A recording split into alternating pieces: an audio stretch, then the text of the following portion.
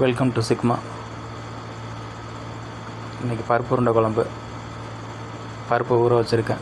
துவரம்பருப்பு, கடலப்பருப்பெல்லாம் போட்டு அதை முதல்ல மிக்சியில் அடித்து எடுத்துப்போம். 3 வரமிளகா, கொஞ்சோண்டு சோம்பு. அரைச்சி எடுத்த பருப்பில் ஒரு கொத்து முருங்கைக்கீரை, கொஞ்சோண்டு வெங்காயம் போட்டு பிசைஞ்சிக்கலாம். அது கூட தேங்காய் சில்லு இருந்தால் போட முடியாது, இங்கே வாய்ப்பு இல்லை. அதனால் தேங்காய் பூ இருக்குது, தேங்காய் பூவை கொட்டி அதில் நல்லா பிசைஞ்சு வச்சுக்குவோம். நல்லா ட்ரையாக இருக்கும். இப்போ உருண்டையை பிடிச்சி வச்சிடலாம். இந்த வேலை முடிஞ்சு அடுத்து நேராக குழம்பு.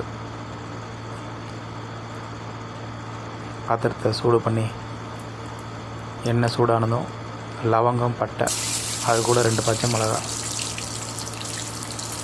எண்ணெய் வதங்குறதுக்கு இப்போ வெட்டி வச்சுருக்க வெங்காயத்தை போட்டுக்கலாம். வெங்காயம் நல்லா வதங்கி வரட்டும். 1 ஸ்பூன் இஞ்சி பூண்டு பேஸ்ட்டு அந்த வெங்காயத்தை மேலே போட்டு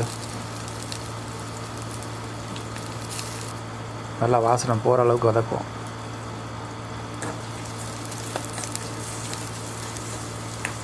அது கலர் மாறுற வரைக்கும் நல்லா வதக்கலாம்.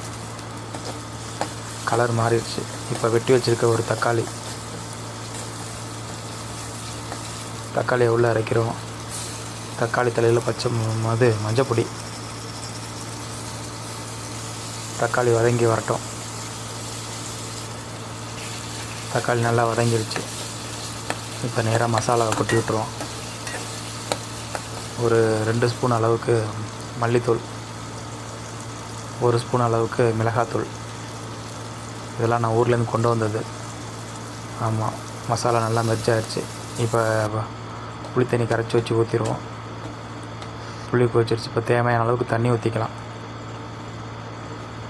இப்போ மலைச்சாரல் மாதிரி தேங்காய் பூ, அது கூடவே டேஸ்ட்டுக்கு ஏற்ற உப்பு. இப்போ குழம்பு நல்லா கொதிக்கட்டும். குழம்பு நல்லா கொதிச்சு வந்துருச்சு. இப்போ உலக உருண்டை இறக்க வேண்டியதான். இந்த டயத்தில் அடுப்பை ரொம்ப ஸ்லிம்மாக வச்சுக்குவோம். போட்டோன்னே உருண்டையை கிண்டக்கூடாது. உருண்டை நல்லா வேகட்டும்.